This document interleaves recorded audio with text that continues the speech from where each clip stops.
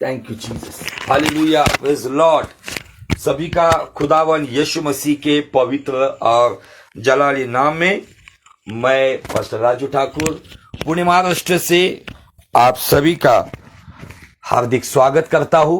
प्रभु यीशु मसीह की वो यहोवा शालोम नाम की शांति, पवित्र आत्मा की उपस्थिति में आप सभी के जीवनों में, परिवारों में हमेशा बनी रहे। प्रभु यीशु मसीह आपको बहुत बहुत आशीष दे। तो आइए अजीजों, ज्यादा समय ना गवाते हुए हम आज के इस विषय पर चलेंगे। परमेश्वर हमें एक नई दिशा में आज लेकर चलना चाहता है और आज का ये लगभग 15वां एपिसोड है और जिस विषय पर हम अध्ययन कर रहे हैं वो विषय है गवाहों का बादल, क्लाउड ऑफ विटनेसेस। हम गवाहों के बादल से परमेश्वर के हृदय को समझने की कोशिश कर रहे, और मैं हमेशा कहता हूं और आज भी कहना चाहता हूं, हर एक विश्वासी को जो यीशु पर ईमान रखते हैं उन्हें बीज बोने वाले का जो दाखिला है और ये गवाहों का बादल, ये दो बातें यदि नए नियम से समझ में आएगी तो वो व्यक्ति अपने जीवन में कभी भी मायूस नहीं होगा। उसके सवालों के जवाब वो हर दिन पाता रहेगा, क्योंकि ये गवाहों के बादल में ऐसे महान सामर्थ्यशाली गवाह है। भले शारीरिक दशा में वो जमीन के नीचे दफनाए गए हैं, लेकिन गवाही की दशा में हाबिल बातें करता है। तो कल प्रभु में जो भी परमेश्वर का सेवक या सेविका सोई हुई है, उसकी गवाही भी हमारे जीवन से बात करती है। आमीन, हालेलुया। तो आइए चलते हम इब्रानी का किताब, उसका अध्याय 12 और वचन 1। Book of Hebrews chapter 12 and verse 1। इब्रानी का किताब 12 अध्याय और उसकी पहली आयत मैं आपके लिए पढ़ता हूं। इस कारण जबकि गवाहों का ऐसा बड़ा बादल हमको घेरे हुए है, तो आओ हर एक रोकने वाली वस्तु और उलझाने वाले पाप को दूर करके वह दौड़ जिसमें हमें दौड़ना है, धीरज से दौड़े। मैंने इस वचन के द्वारा आपको 3 बातें सिखाई कि इस वचन में 3 बातों की ओर परमेश्वर हमें आज प्रोत्साहित करता है। नंबर 1, वो कहता है कि तुम्हारे चारों ओर क्या है? डरावने बादल है, गम के बादल है, सभी प्रकार की समस्या है, बीमारी के बादल है, फाइनेंशियल प्रॉब्लम के बादल है। उन्हें नहीं, तो बाइबल कहती है कि गवाहों का ऐसा बड़ा बादल, मतलब परमेश्वर कहता है देखो। हम समस्या को नहीं देखते हैं, समस्या से जो निजात देता है, समस्या से जो छुटकारा देता है, समस्या से जो हमें रिडीम करता है, हमें डिलीवरेंस देता है, हम उसको देखते हैं। आमीन। इसका मतलब गवाहों का ऐसा बड़ा बादल हम सभी को घेरे हुए है, लेकिन समस्या यह है कि हम गम के बादल से घिरे हुए हालात में पड़े हुए। सालों से हम किसी के जाने के दुखों में पड़े हुए। शायद फिर वो व्यक्ति मेरे पिता होंगे, मेरी माताजी होंगी, मेरा भाई होगा, मेरी बहन होगी, मेरा हस्बैंड होगा, मेरी वाइफ होगी, व्हाटएवर जो भी होंगे। हम मसीह लोग उस विश्वास में चलते हैं जो विश्वास संसार के पास नहीं है। हम मसीह लोग उस आशा में जीते हैं जो आशा संसार के पास नहीं है। अब उस आशा का नाम है पुनरुत्थान की महिमा की आशा। संसार के पास जवाब नहीं है, इसलिए संसार नाना प्रकार के तीर्थ स्थान पर जा रहे हैं, किसी मेले में जा रहे, पवित्र स्नान के लिए जा रहे। क्यों? मोक्ष पाने के लिए। लेकिन हमें मोक्ष पाने के लिए यहाँ वहां दौड़ने की जरूरत नहीं। हमारे मोक्ष का इंतजाम उस सूली के ऊपर पिता ने अपने पुत्र के द्वारा किया और उसके लहू बहाने से हमें छुटकारा मिला है। उसके कोड़े खाने से हमें चंगाई या शिफा मिली है और उसके पुनरुत्थान से हमें अनंत जीवन का अधिकार मिला है। आमीन। आप देख रहे जो न्यूज में आ रहे, बड़ा मेला लगता है, एक बड़ी भगदड़ मच गई और हालात बहुत खराब है। आज लोग अपने परमेश्वर को ढूंढने के लिए आज कहीं ना कहीं भगदड़ में पड़े हुए, लेकिन हमारा परमेश्वर भगदड़ वाला, गड़बड़ी वाला नहीं है। तो हमारा खुदावन शांति का राजकुमार है। वो हमें शांति देकर, वो शांतिदाता हमारे जीवन में जीते जी उसके पुत्र के द्वारा हमें उद्धार का, मुक्ति का और मोक्ष का अनुभव देता है। आमीन। तो इसलिए अजीजों, आज आपके आसपास कौन से बादल है, उनको कहो गम के बादल है तो उनको कहो यीशु के नाम से दूर हो जाओ, क्योंकि मैं गवाहों के ऐसे बड़े बादल से घिरा हूं जिसमें मेरे परमेश्वर से लेके परमेश्वर के महान सेवक, सेविका, जवान लड़के, जवान बच्चे, छोटे बच्चे, बड़े महायोद्धा, परमेश्वर के चेले, अद्भुत लोग हैं जो हमसे बातें करते। बाइबल कहती है, देखो आगे लिखा है, रोकने वाली वस्तु और उलझाने वाला पाप उसे दूर करो, मतलब फेंको। आमीन। जब आप गवाहों के बादल में देखोगे, तब आप संसार की कितनी भी आकर्षक बातें क्यों ना हो, संसार में कितनी भी आपको अच्छी लगने वाली बातें क्यों ना हो, जब आप गवाहों के बादल के रस से समझने लगोगे, जब आप अनुभव करोगे कि मूसा आपसे बातें कर रहा है, जब आप अनुभव करोगे कि हनोक आपसे बातें कर रहा है, जब आप अनुभव करोगे नूह बाबा आपसे बातें कर रहा है, तो दुनिया की बातें आपको फीकी लगेगी और परमेश्वर की बातों में आप इतने मगन हो जाओगे, उसके द्वारा आपके जीवन में परमेश्वर के राह पे चलने के लिए, परमेश्वर की हुजूरी में बढ़ने के लिए, आत्मा में बढ़ने के लिए, अभिषेक में बढ़ने के लिए कोई चीज ना रुकावट बन सकती है, ना कोई चीज पाप का उलझन बन सकता है। इसलिए देखो, फेंको और दिया है वह दौड़ जिसमें हमें दौड़ना है। इस दौड़ से कोई भाग नहीं सकता पीछे। अब हम उद्धार के द्वारा यीशु मसीह के उस दौड़ में आ गए हैं जहां पर हमें अनंत जीवन में जाना है। फिर हमारी जान रहे या ना रहे, हमारा फायदा हो या नुकसान हो, हमें जिल्लत मिले या हमें सम्मान मिले, कोई हमें अच्छा कहे या बुरा कहे, इस बात को देखना नहीं है। तो मैं अनंत जीवन की दौड़ में ऑलरेडी मैं कूद चुका हूं। आपको और मुझे बाइबल कहती है वो दौड़ जिसमें हमें दौड़ना है, धीरज से दौड़े। मतलब तीन बातें हैं, देखो, फेंको और दौड़ो। जब ये तीन बातें आप लगातार आपके जीवन में करते रहोगे और ये क्रियाओं में आप मगन रहोगे, आप हर दिन प्रभु की उपस्थिति में गवाहों के बादल में आओगे, हर दिन आप सभी गलत बातों को आपके जीवन से निकाल फेंकोगे और हर दिन अनंत जीवन के लिए दौड़ोगे, तो निश्चित ये काम करते करते यदि परमेश्वर का प्रिय पुत्र बीच आसमान में आएगा, हम किसी भी परिस्थिति में हो, वो हमें अपने राज्य में लेकर जाएगा। आमीन। ये गवाहों का बादल मतलब इब्रानी का 11 अध्याय 1 से लेके जो 40 वचन है, ये पूरा गवाहों का बादल है। इस गवाहों के बादल की पहचान, शुरुआत पिता परमेश्वर से होती है, जिसका एक वचन क्या कहता है कि अब विश्वास आशा की हुई वस्तुओं का निश्चय है और अंधे की वस्तु का प्रमाण है, क्योंकि इसी के विषय में प्राचीनों की अच्छी गवाही दी गई है। विश्वास ही से हम जानते हैं कि सारी सृष्टि की रचना परमेश्वर के वचन के द्वारा हुई है, पर यह नहीं कि जो कुछ देखने में आता है वह देखी हुई वस्तुओं से बना है। मतलब इसकी शुरुआत सृष्टिकर्ता से होती है, सृष्टिकर्ता के बाद सृष्टि से होती है। परमेश्वर ने जो भी बनाया उसके बाद उसने अपने इंसानों को बनाया और उसके साथ साथ वो इब्रानी 11:4 में हमें जवाब देता है कि भले ही हाबिल, इब्रानी 11:4 कहता है, हाबिल जो भेंट परमेश्वर को चढ़ाया और जिसकी गवाही परमेश्वर ने दी कि उस भेंट चढ़ाने के द्वारा परमेश्वर की नजरों में हाबिल धर्मी ठहरा, और बाइबल कहती है कि उसकी भेड़ों के विषय में परमेश्वर ने जो गवाही दी उसी के द्वारा, मतलब उस गवाही के द्वारा हाबिल मरने पर भी आज तक हमसे बातें करता है। यदि हाबिल देने के द्वारा धर्मी ठहरा तो वो आज हमसे बातें करता है। हानोक परमेश्वर के पीछे चलने के द्वारा धर्मी ठहरा, तो हानोक भी हमसे बातें करता है।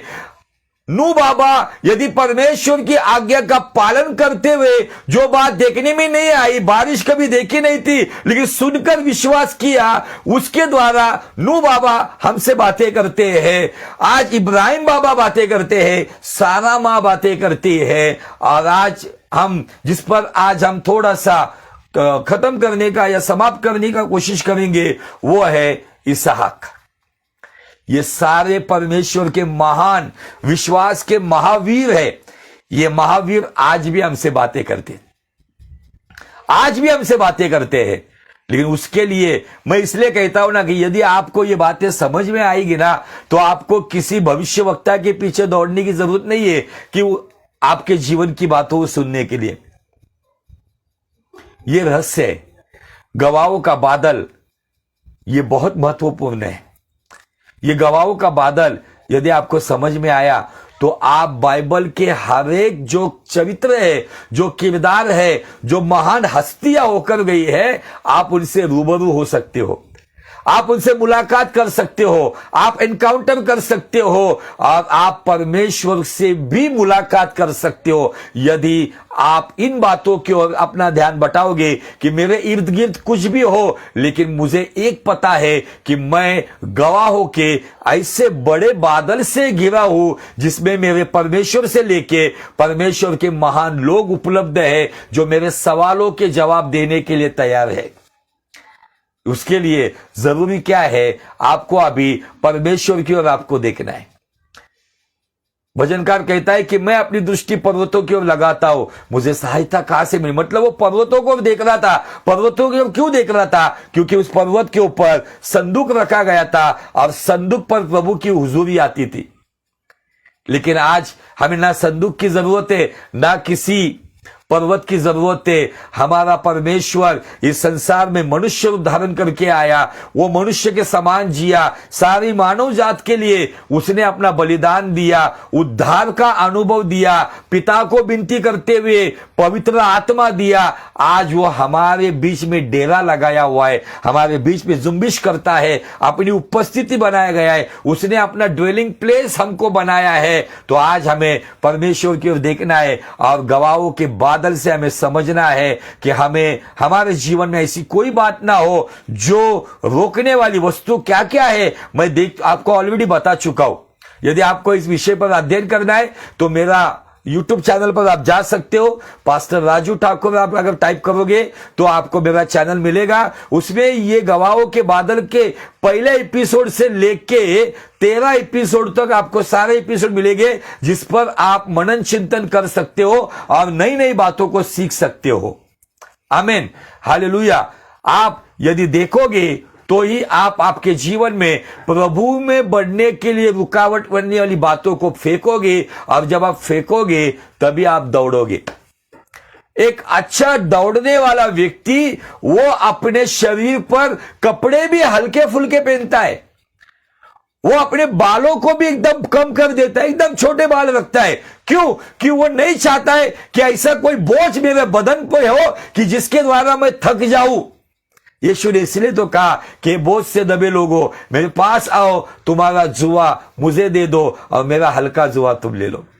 आमीन। लेकिन आज समस्या यह है, यीशु मसीह को जानने के बावजूद भी हम हमारा बोझ लेके भाग रहे। आज बहुत सारे लोग भाग रहे, लेकिन बोझ लेके हम ज्यादा समय तक भाग नहीं सकते।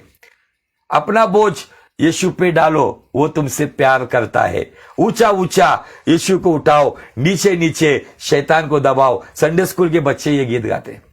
लेकिन आज परिस्थिति यह है, यीशु को जानने के बावजूद भी यीशु पे निर्भर रहने के लिए लोग तैयार नहीं है। वो अपना बोझ, अपनी समस्या अपने तरीके से छुटकारा पाना चाहते, अपने ज्ञान से, अपनी बुद्धि से, अपने पहचान से, अपने तजुर्बे से ये करना चाहते। लेकिन आज इंसान नाकाम है। इसीलिए जकरिया 4:6 कहता है, ना तो बल से ना तो सामर्थ से, तो होगा कैसे? ना तो बल से ना तो सामर्थ से, ये पहाड़ ढल जाएगा पर तेरी आत्मा के द्वारा।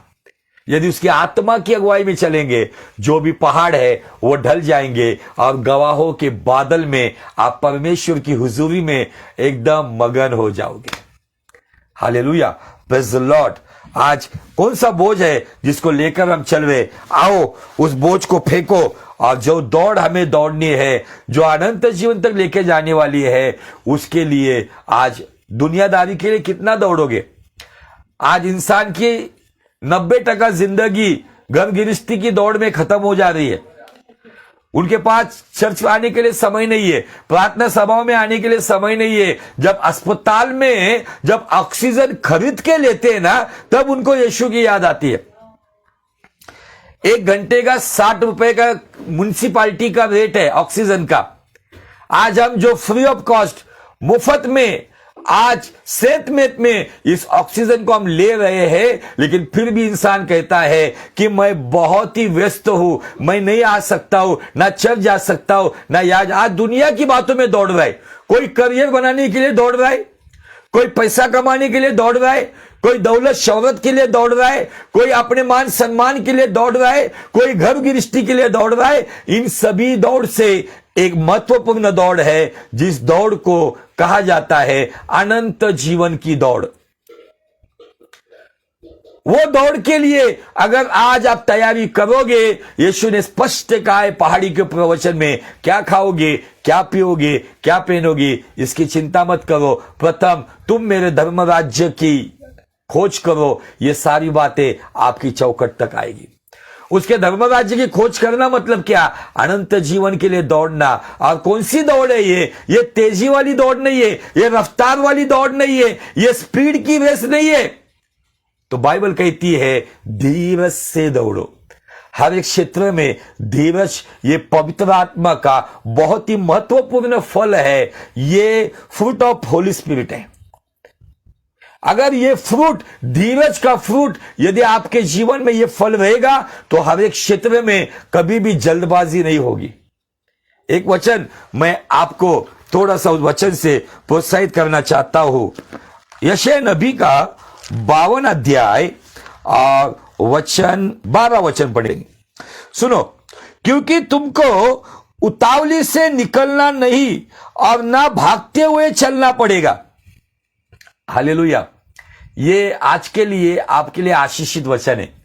बाइबल कहती है तुम्हें उतावली से, क्योंकि बहुत सारे लोग उतावली करते हुए शादियां कर रहे और फिर कुछ महीनों के बाद अपना सर पटक रहे, उतावली से निर्णय ले रहे, उनके अंदर वो धीरज नहीं रहा है, उतावली से पैसे इन्वेस्ट करने के लिए भाग रहे, 1 का 2 बन रहा है, 100 का 200 हो रहा है, 1000 का 2000 हो रहा है, इसलिए उतावली कर रहे। उनके अंदर किसी भी प्रकार से वो धीरज नहीं है। प्रभु कहता है तुम्हें उतावली से निकलना नहीं और ना भागते हुए चलना पड़ेगा, क्योंकि यहोवा तुम्हारे आगे आगे अगुवाई करता हुआ चलेगा और इज़राइल का परमेश्वर तुम्हारे पीछे भी रक्षा करेगा। ये यहोवा, आगे चलने वाला यहोवा और इज़राइल का परमेश्वर, ये क्या बता रहा है हमें? शायद आज आपके जीवन में ऐसी कुछ हालात होगी कि आपके सामने इज़राइलियों के समान आज आपकी भी कहीं ना कहीं एक सर्कस पे जैसे उस रस्सी के ऊपर कोई चलता है और जैसे उसकी एक प्रकार की वो कसरत करता है, कुछ लोगों का जीवन जिंदगी वैसे ही बीत रही है। ना शांति है, ना स्थिरता है, ना प्रभु का अनुग्रह, केवल दौड़ रहे, भाग रहे, गिर रहे, टूट रहे, फूट रहे, लेकिन अभी तक जो आज चाहिए वो नहीं मिल रहा है। लेकिन आज मुझे आपको बताना है कि उतावली करते हुए या भागते हुए आपको दौड़ना नहीं है, धीरज से दौड़ना है। क्यों? क्योंकि यशायाह 52:12 में बाइबल कहती है यहोवा तुम्हारे आगे आगे अगुवाई करता हुआ चलेगा और इज़राइल का परमेश्वर पीछे की रक्षा करता रहेगा। आमीन। पीछे भले ही आज फिरौन की सेना, बीमारियां, समस्या, सामाजिक समस्या, आर्थिक समस्या, शरीर की सभी प्रकार की जो दुख भरी समस्या, ये सारी बातें शायद फिरौन की सेना के समान आपके पीछे लगी हुई है और सामने लाल समंदर के समान रास्ता नहीं दिख रहा है। चिंता मत करो, यहोवा आगे आगे लाल समंदर को 2 हिस्से में अलग करते हुए आपके लिए अगुवाई करेगा, और इज़राइल का परमेश्वर पीछे फिरौन की सेना को रोक कर रखेगा। कब? जब आप गवाहों के बादल में देखोगे उलझाने वाला और सभी प्रकार का जो परमेश्वर के करीब जाने वाले उन सब बातों को आप जब तक फेंकोगे नहीं और जब तक आप धीरज से दौड़ोगे नहीं। ये धीरज बहुत जरूरी है। बहुत सारे लोग जल्दबाजी में अपना निर्णय ले लेते हैं और जिंदगी भर पछतावा करते हैं। स्पेशली मैं जवानों को बताना चाहता हूं कि अपने विवाह के लिए, शादी के लिए जल्दबाजी मत करो। केवल बाह्य स्वरूप देखकर निर्णय मत लो, लापरवाही मत बरतो। आपको सावधानी बरतनी है, धीरज रखना है, परमेश्वर की योजना का इंतजार करना है, परमेश्वर की इच्छा के ऊपर निर्भर रहना है। परमेश्वर थोड़ा लेट देगा लेकिन जरूर बेस्ट देगा। आमीन, हालेलुया, प्रेज द लॉर्ड। और हमने इस बात के ऊपर इसहाक के जीवन से देखा। इसहाक ने 40 साल की उम्र तक विवाहबद्ध होने के लिए इंतजार किया। परमेश्वर की योजना को उसने योजना की बाट जोई और जिसके वजह से उसको रेबेका नाम की एक सुशील पत्नी मिली, एक सभी प्रकार के गुणों से भरी हुई पत्नी मिली, एक योग्य जीवन साथी मिली। उसको अपनी पत्नी को ढूंढने के लिए यहां वहां भागना नहीं पड़ा। वास्तविक इसहाक जहां पर था वहां पर बहुत सारी इश्माइलिया स्त्रियां थी, कनानी स्त्रियां थी, बहुत सारे अन्य जाति की स्त्रियां थी, सुंदर सुंदर कुमारियां थी और उसके डेरे के अंदर दास दासियों की कुमारियां थी। लेकिन इसहाक यहां वहां नहीं दौड़ा। इसहाक ने इंतजार किया। लहरोई नाम के कुएं के पास वो परमेश्वर की उपस्थिति में बैठा था और उसी कुएं के पास परमेश्वर ने उसका जीवन साथी उसके लिए भेज दिया। ये बातें हम देख चुके हैं पिछले सप्ताह में। लहरोई के पास परमेश्वर ने किस कदर उसे आशीषित किया और किस कदर उनके जीवन में काम हुआ, और आज मैं उससे आपको थोड़ा आगे लेकर जाना चाहता हूं। परमेश्वर ने केवल एक संतान नहीं दी, तो परमेश्वर ने 2 देश दिए।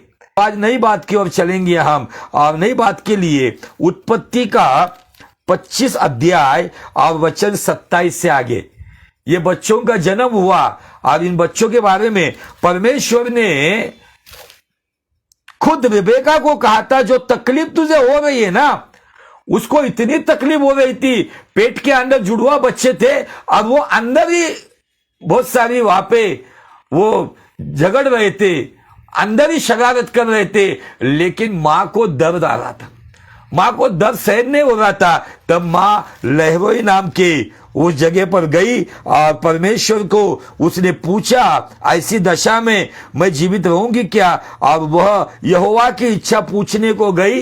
कहाँ गई? लहरोई के पास गई। तब यहोवा ने इसहाक से नहीं तो रेबेका से कहा, तेरे गर्भ में 2 जातियां, तेरी कोख से निकले 2 राज्य के लोग अलग अलग होंगे। एक राज्य के लोग दूसरे से अधिक सामर्थ्य होंगे और बड़ा बेटा छोटे के अधीन रहेगा। ये ऑलरेडी गर्भ में तय हुआ था। परमेश्वर ने ऑलरेडी जन्म लेने से पहले ही बताया था कि एसाव का क्या होगा और याकूब क्या करेगा। आमीन, हालेलुया। यहां से आगे चलेंगे। उत्पत्ति 25 अध्याय वचन 27 से लेके आगे सुनो। फिर वे लड़के बढ़ने लगे और एसाव तो वनवासी होकर चतुर शिकार खेलने वाला हो गया। याकूब सीधा मनुष्य था। ये उसके बच्चे, ये 2 बच्चों के बारे में यहां पे बाइबल हमें कुछ बातें बताता है, लेकिन मैं आज आपको केवल याकूब और एसाव के बारे में आज का एपिसोड नहीं बताऊंगा। मैं इसहाक का जीवन का जो महत्वपूर्ण भाग है, जैसे लहरोई नाम के कुएं के पास उसने परमेश्वर की उपस्थिति को पाया, अपने जीवन साथी को पाया, अपने सवालों के जवाब को पाया, परमेश्वर की उपस्थिति को पाया, वैसे ही और एक कुआं इसहाक के जीवन में था और उस कुएं का नाम था बेरशेबा। लेकिन उस बेरशेबा के कुएं तक जाने के लिए उसे बहुत ही मुशक्कत करनी पड़ी, उसे बहुत ही समस्याओं का सामना करना पड़ा और एक बड़े अकाल में उसे परमेश्वर की इच्छा पर निर्भर रहना पड़ा। उसके सामने दुनिया सारी मिस्र में जा रही थी, उसके सामने लोग उस जगह को छोड़कर जा रहे थे, लेकिन उत्पत्ति का 26 अध्याय वचन 1 में ऐसा लिखा है, उस देश में अकाल पड़ा। यह उस पहले अकाल से अलग था जो अब्राम के दिनों में पड़ा था। इसलिए इसहाक गरार को पलिश्तियों के राजा अबीमेलेक के पास गया। वहां यहोवा ने उसको दर्शन देकर कहा, मिस्र में मत जा, जो देश में तुझे बताऊं उसी में रहे। इसहाक आज हमें गवाहों के बादल से एक अच्छा संदेश दे रहा है। वो संदेश क्या है कि उसके पिताजी के समय में अकाल पड़ा था, तभी भी उसके पिता का परमेश्वर, जो उसका परमेश्वर, उसने उसके पिता को नहीं छोड़ा। वैसे ही उस अकाल में इसहाक को परमेश्वर ने दर्शन दिया। आज मुझे देखने वाले कुछ भाई बहन होंगे, नाना प्रकार के अकाल में आप पड़े हुए होंगे। शायद आपके ऊपर कर्जे का एक बड़ा पहाड़ पड़ा हुआ होगा। शायद आप बहुत सालों से बीमारियों से जुलस रहे हो, चंगाई का अकाल पड़ा है। परिवार में शांति चली गई है, शांति का अकाल पड़ा हुआ है। जीवन से आनंद चला गया, आनंद का अकाल पड़ा हुआ है। जो भी आपने मेहनत की, लेकिन आपके परिवार में, समाज में सम्मान का अकाल पड़ा हुआ है, जो आपको अपमानित कर रहा है। इन सब अकाल में यदि आप इसहाक के समान परमेश्वर की इच्छा पे चलते हो तो डरना मना है, क्योंकि अकाल में इसहाक को दर्शन देने वाला यीशु मसीह इसहाक के जमाने से लेके हमारे जमाने तक एक समान है। यीशु मसीह कल, आज और युगान युग एक समान है। चिंता मत करो, किसी भी प्रकार का अकाल क्यों ना होने दो, परमेश्वर आपको दर्शन देगा। आज लोगों को दर्शन केवल दुनियादारी, पैसों की, रोटी बेटी का ही दर्शन हो रहा है। लेकिन जब आपके जीवन में एक समस्या से, कुछ चुनौतियों का आपको सामना करना पड़ेगा, उन चुनौतियों में डरो मत। इसहाक हमें संदेश दे रहा है कि उस परिस्थिति में परमेश्वर ने मुझे दर्शन दिया, वही परमेश्वर आपको ही दर्शन देगा। दर्शन देकर प्रभु ने अगुवाई की, मिस्र में मत जा, इसी देश में रहे और मैं तुझे आशीष दूंगा। आप जो परिस्थिति में हो, कुछ लोग कहते हैं मैं चर्च बदल देता हूं। चर्च बदलने से परिस्थिति नहीं बदलने वाली, अपने आप को बदलना पड़ेगा। पास्टर बदलने से परिस्थिति नहीं बदलेगी, अपने आप को बदलना पड़ेगा। आज इन दिनों में जो आज जिन अकाल में पड़े हुए, उन सभी को मैं आज प्रोत्साहित करना चाहता हूं। यदि अकाल में इसहाक को परमेश्वर दर्शन दे सकता है, तो वही परमेश्वर, अब्राहम, इसहाक, याकूब का परमेश्वर आपको भी दर्शन देगा।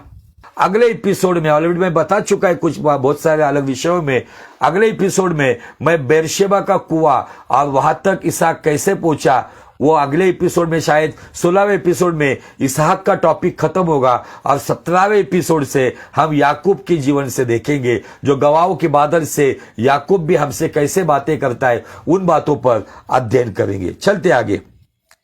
जो देश में तुझे बताऊं उसी में रहे, तू इसी देश में रहे, मतलब एक विदेशी बनकर रहे, एक किराएदार बनकर रहे। मैं तेरे संग रहूंगा और तुझे आशीष दूंगा। परमेश्वर कहता है, जिस परिस्थिति में तू है वहां से भाग मत, पीठ मत दिखा, उस हालात को पीठ मत दिखा, उस हालात का डट के सामना कर, मुकाबला कर। इन चुनौतियों का यीशु के नाम में, पवित्र आत्मा के ताजे मस्से में उन परिस्थितियों का मुकाबला कर। तो वो क्या कहता है, मैं तेरे संग रहूंगा। और मुझे और आपको इस बात पर ज्यादा ध्यान देना है, मेरे साथ कोई रहे या ना रहे, लेकिन मेरा बाप जिसने इस कायनात को रचा है वो मेरे साथ रहेगा। इसके लिए मैं जीवन जीऊंगा। किसी को खुश करने के लिए मत जियो।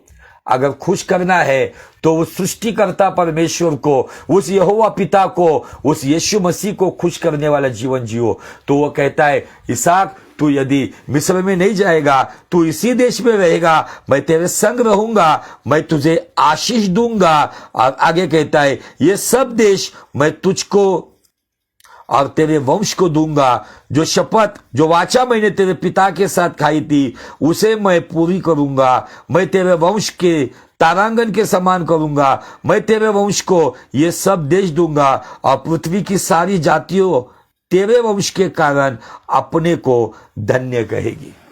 वाह! ये 6 प्रकार के आशीष कौन सी परिस्थिति में मिली?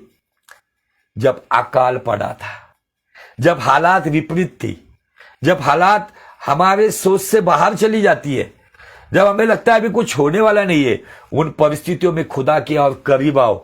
उस अकाल में परमेश्वर ये 6 प्रकार की प्रतिज्ञा देता है। प्रतिज्ञा नंबर 1 में वो कहता है, मैं तेरे संग रहूंगा। प्रतिज्ञा नंबर 2 में वो कहता है, मैं तुझे आशीष दूंगा। प्रतिज्ञा नंबर 3 में वो कहता है, मैं ये देश तेरे वंश को दूंगा। प्रतिज्ञा नंबर 4 में वो कहता है, वो वाचा मैं पूरा करूंगा। और प्रतिज्ञा नंबर 5 में वो कहता है कि ये पूरा देश जो है मैं तेरे वंश को दूंगा। और प्रतिज्ञा नंबर 6 में वो कहता है कि सारी जातियां तेरे वंश के कारण अपने को धन्य मानेगी।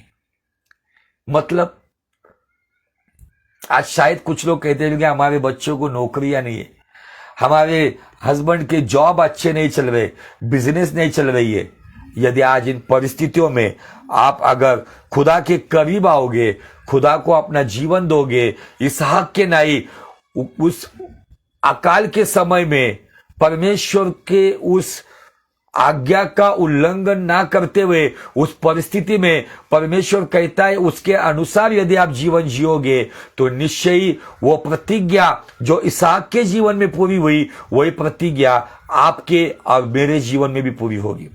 आज गवाहों के बादल से इसहाक हमें संदेश दे रहा है, इसहाक हमें संदेश दे रहा है, आइजैक हमें प्रीच कर रहा है कि मेरे भाइयों, मेरे बहनों, मेरे बच्चों, मैं भी अकाल में पड़ा था, लेकिन परमेश्वर ने दर्शन देने के बाद मैं विचलित नहीं हुआ, मैं लापरवाह नहीं हुआ, मैंने अपनी मनमानी नहीं की, मैंने अपने हठेले स्वभाव से जीवन नहीं जिया, तो मैंने परमेश्वर की आज्ञा का पालन किया। और आज्ञा क्या थी? मिस्र में मत जा।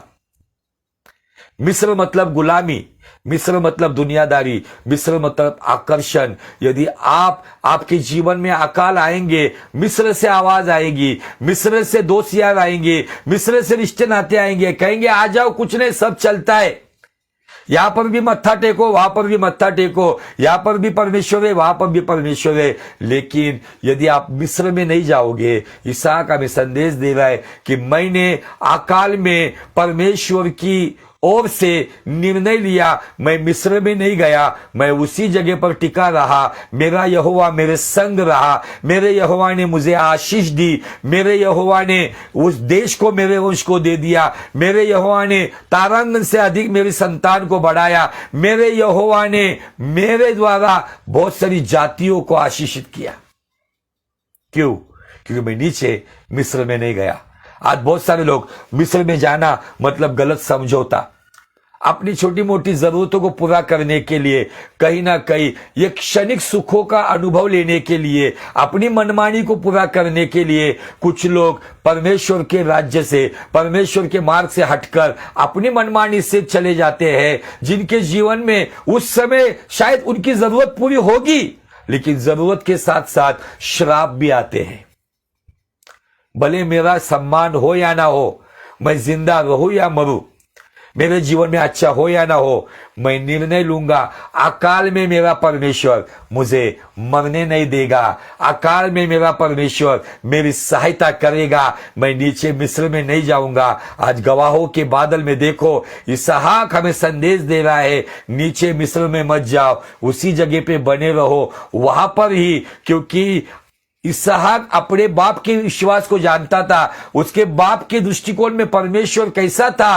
रोमियो के 4 अध्याय वचन 17 से आगे अगर आप जाओगे तो वहां पे उसके बाप के विश्वास का दृष्टिकोण है, और वो दृष्टिकोण कहता है अब्राहम अपने परमेश्वर को इस तरीके से देखता था कि जो अस्तित्व में नहीं उसे वो अस्तित्व में है, ऐसी बातें करता है। आमीन। जिसकी शुरुआत आप उत्पत्ति की किताब में देख सकते हो।